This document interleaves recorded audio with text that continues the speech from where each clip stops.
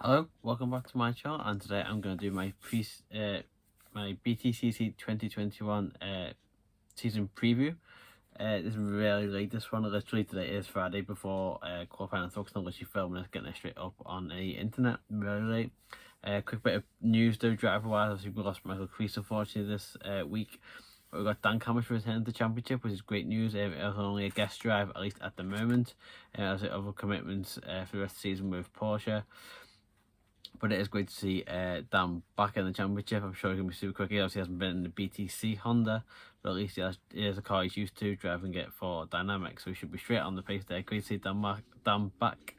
Just unfortunate we didn't have Michael, unfortunately, but he has got some plans coming up apparently. But great news to add that to this weekend. So let's get into my season preview and actually get this done before the season actually starts. So I've split this up into a few different sections and go through each of them and talk about what I think is going to happen for each of them. So I thought I would go first with kind of Jack Sears. So basically a championship for basically rookies. His driver's not had a podium in the championship before, and as well as hasn't won the championship. I think there's a few standouts for me, or ones I think will go for it. And to me, the top two are Rowbottom and Geddy. I think Rowbottom is a quite quick in testing. He's got a experienced car and experienced team as well, so I think he should go well there. And I think his main contender will be Geddy in the Cooper. The Cooper looks super fast. If it is as fast as Goff had it in media day, I know Geddy had a misfire issue, which is why he wasn't quite as fast. But if he was doing them times with the misfire, he should be even quicker. So for me, I think it's one of those two that wins the championship. If anyone else gets involved, I would go with Boardley. He looks like he improved last season in the 1 Series, obviously in Infinity with Sutton and Moffat this season. So I think if he can get to grips with that, he didn't look too fast at media day though. But I think he's the one to challenge them two. I think they'll be the only three that can really win it. So I think they'll be a lot more competitive this season. The Jack Sears drivers. But for me, if I had to pick one, I think the safe bet is to go with Rowbottom, knowing that he's got he has had a full season in the championship. Again, he's had kind of bit part drives here and there, and that causes more experience. If that Cooper is super fast, then Geddy could challenge him. But if I was to pick one, I think I would go ahead and say that Rowbottom will be the one to win that one for me. There's not a lot to say on kind of the individual cars and teams this season because we lost so many of the older cars. We've got some teams brought back cars that were already in there that are quite still fairly new. Obviously, Team Hard brought the Coopers in. I think there's no weak car as such this season. I think it'll be a point of younger all that cars going to struggle. You'll see that because it's also similar that the better drivers will be at the front, and kind of the weaker drivers will be at the back, and it's not based on car performance. It'll be so level and matched.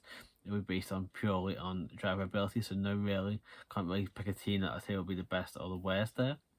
Next, I thought we'd look at the Wingfoot Awards. Basically, this is an award given out for the driver with the most podiums throughout the season, or it's kind of who's got the most consistent grid position. And for me, I've picked up 3 drivers. So first driver, Colin Turkington, Mr. Consistent for the championship. You know that BMW carries weight very well as well, so he'll always be near the front. You just expect him to be there.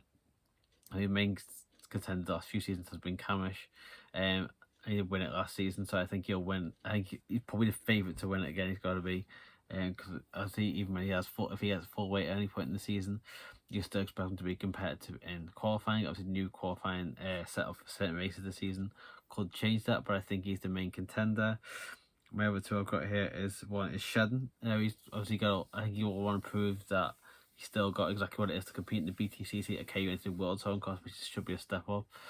But I think he's really raring to go. He's looked super quick in all the test sessions so far. I think he'll really want to prove a point, and especially this weekend at Tucson, he'll want to get the first pole. But I think he'll be someone to watch in that. And the third driver I've got down for the Wingfoot Award is Jack Goff. This will all depend on how quick the Cooper is. It does look quick, but let's see how it is when everyone's going at full pelt, basically. But if you look back to 2017-18 when Jack was driving the Honda, across those 2 seasons, he had the most poles out of anyone. So that shows he can get a lot of poles. He has struggled with the VW. But I think this season, if he can be as quick as he was on media day especially, and then if we find out the Cooper is able to carry a decent amount of weight, I think he could be one of the 3 contenders for that Wingfoot Award. But for me, I would stick with Turkington going ahead and winning that one.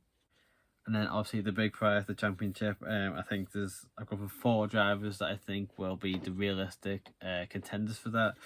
Again, Colin Turkington, 4-time champion, really wanted to be determined to win that back. He had a few.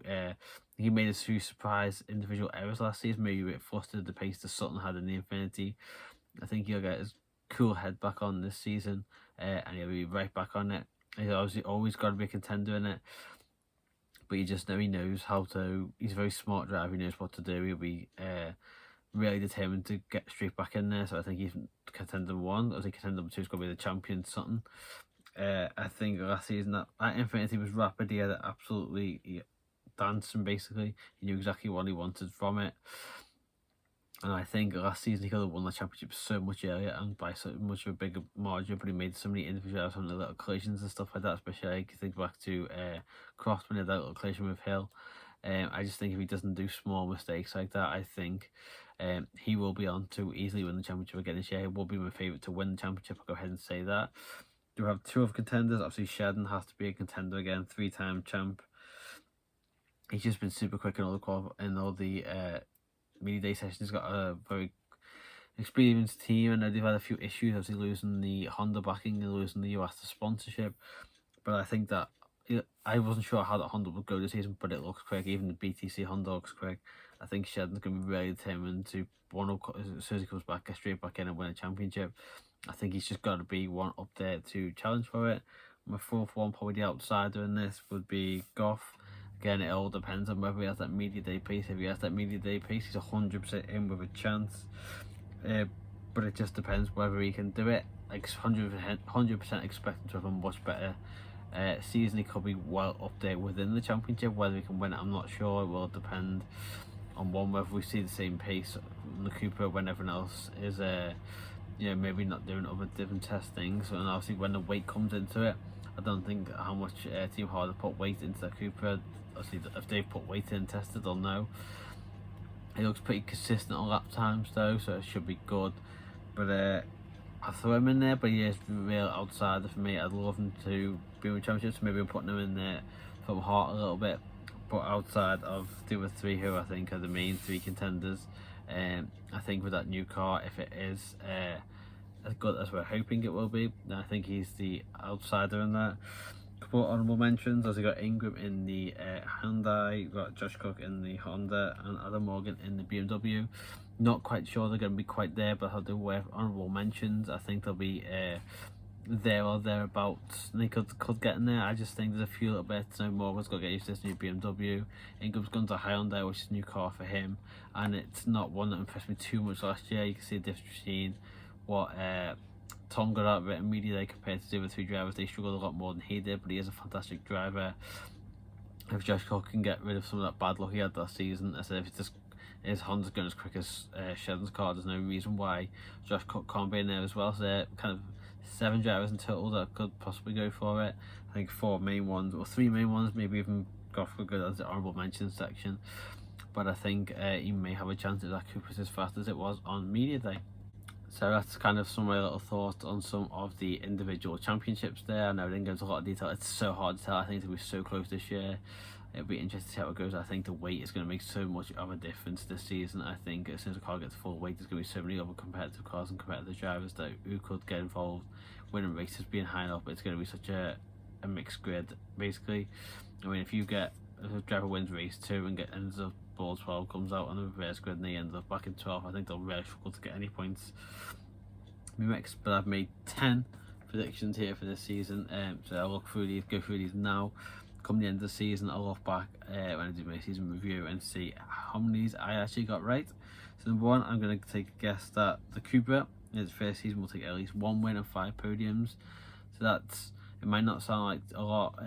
Overall, so 5 podiums across. There's basically 90 chances, I believe, to have a podium. Yeah, 90 chances, because 30 races, and each race has 3 podium places, so that doesn't seem like too much, but it's a new car though. I think that'll be a lot for Team Hard to do that. It'll be a massive improvement on them for VW, and if they do that this season in the Cooper, then they'll be much happier going into next season. That's a big step for them. I've got Adam. This doesn't sound like too big of a one, but I think Adam Morgan will be the second best BMW. And he said second best doesn't sound that good. We've got to compare him to Turkington. Not sure he's quicker than him, but I think he'll definitely beat Chilton on what I've seen so far. I think he's got a really good chance of beating both Oliphant and Jelly. I'm surprised how poorly Jelly did in the media day. Maybe he was testing a few things, but he just didn't seem to be quite as quick as I expected. And I think Morgan's going to go really well in that BMW this season, much better than I originally thought. I think at least one of the Jack Sear Trophy drivers, so any driver that's eligible for the Jack Sear Trophy, will actually get a podium. None of them got one last year. Even the champion Michael Crease didn't get one, but I think I got a good chance at least one of them getting it this season. But probably main to be Rowbottom or Geddy, especially on a reverse grid race. But I think we will have at least one driver get one Jack Sears Trophy driver get a podium. I think this is a big one because it happens quite a lot in the last few years, especially what's going on at the moment. I don't think we will see any driver changes throughout the season except for that third BTC seat. Also, you got Camish in as a guest driver this weekend, whether Camish ends up then staying on or they keep swapping it. Other than that one seat, I think we will keep a full grid of the same drivers. I think that's probably the hardest one out of the one I've put so far because we're used to having so many mid-season changes. But I'm going to stick by that one. I hope we keep the same grid. I think by the time we get to the Vantage GP at the end of the season, there will be 10 drivers that can mathematically still win the title. That'll be a lot of drivers. I think that's probably the most. I don't know if there's ever been that many, or at least most in the most recent seasons. But 10 drivers, it can be that competitive. I think at least 10 drivers could be within a chance of the title come the final round. This is a really risky one. I talked about the wing foot before, and if this could be a tough one because you're going to have to wait and see what the Cooper's like, but I'm going to put Goff down for the most poles this season. I told you in 2017 and 2018, the season combined, he had the most poles. So he's got a lot of pace on a single lap. This car is probably closer to the Honda FK2 they drove back then, the Cooper now. So I think he's got a chance. It's all going to depend if the car is quick. So say he gets it at Thuxton, if he leaves Thuxton, maybe championship leader with a lot of weight, would he then be able to go on to Snetterton next round and get another pole or do well? But I do think I'm going to stick by that one. Hope that's more. I said some of these Goff ones, I wonder if I go with my heart sometimes, but I'm going to stick by that. Another one I said, I think Ballast will have a huge role to play this season because the championship is so competitive.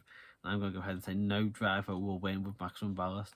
I mean, some tracks like Alton Park, you do quite often get the same driver win, maybe race 1, race 2. But I just don't think it's going to happen this season. I think the weights, how competitive the grid is and how fast everyone will be, there won't be, like I said, no fastest car basically.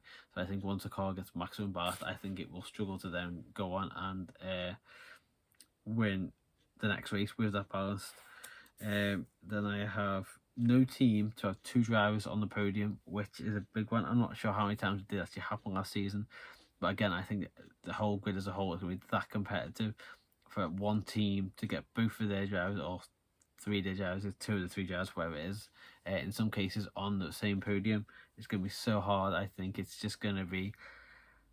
I'm so excited for this season. I know it's been a tough time. We're really waiting for this, but I just think it's the most exciting season coming up. It's the most unpredictable for me. There's no weakest car you point out as the weakest one. So I think that will be why no team will be able to get more than one driver on the podium. I think again, especially with weight and how competitive it's going to be, this might be the hardest one. I don't think any driver is going to finish on 0 points. I mean, I could struggle with that. If Camish is only in for this weekend, he doesn't score, that might ruin that for me already. But I think every driver is absolutely in with a shout of getting points this season, and I actually do expect somehow or some way that every driver on that grid will at least get 1 point at some point throughout the season. There will be a point when maybe if they're a slower driver, maybe some people out the race and things like that, they get past fewer cars that are on weight and things like that as well. Tyres will make a difference. So I think at some point every driver will get a point. And my final one, most race wins, and I've gone with Ash Sutton. I know Ash can be what Ash is so good at, especially if he does sometimes make some of those individual little errors he does. He pushes himself further down. He's so good with less or no weight. So I just think that he will manage to win the most races. I just think he's got the most. Him and that Infiniti is as good as the BMW is, as good as Colin is, and how good the combination is. I think Ash and that Infiniti are like a dream come true, basically, for Ash. So for me, he is going to get the most race wins.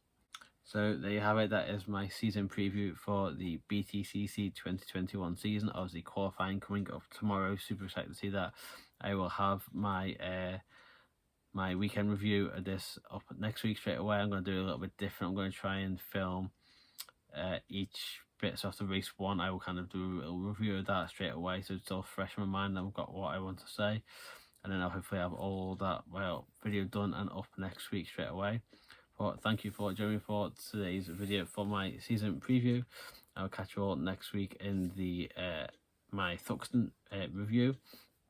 But let's just look forward and hope for a good weekend of racing. And whoever your favourite driver is, I hope they get beat by Jack Off. I'll see you next week.